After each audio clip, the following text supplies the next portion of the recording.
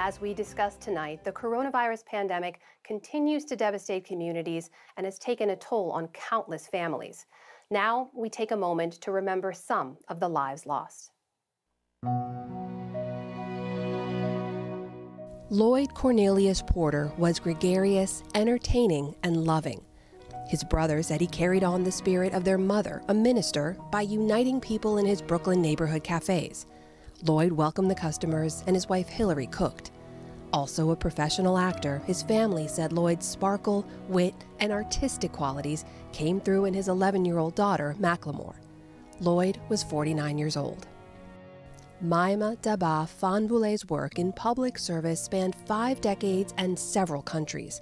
She was an advocate for those with disabilities in Liberia and helped establish the first women's resource center in Grenada. She moved to the U.S. and eventually settled in New York. After she was diagnosed with Parkinson's in 2014, Maïma became a self-advocate, proudly participating in the city's annual Unity Walks. A dedicated mother and grandmother, her family said she was ambitious and resilient, always holding her head high in the face of adversity. Maïma was 73. 62-year-old Patricia Wilkie was devoted to her career as a pharmacist in Arizona. While studying in Tucson, Patricia, or Patty, met her husband Ted, a pharmacy technician in the Air Force. Ted said Patty was a patient and understanding mother to their 5 children, including 3 sons who followed in their footsteps and found work in the pharmaceutical industry. Ted called Patty his best friend, thoughtful, cheerful, and loved by everyone. They would have celebrated 40 years of marriage this year. Brian Miller was blind for most of his life, but he refused to let that hold him back.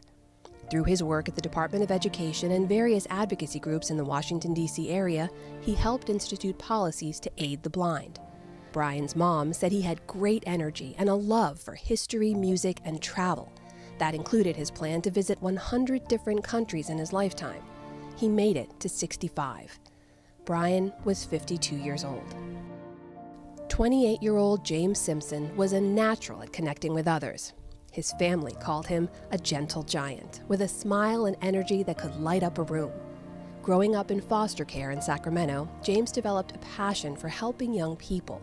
He served as a camp counselor and mentored other foster teens. After moving to Washington in 2015, he began counseling youth at a mental health facility.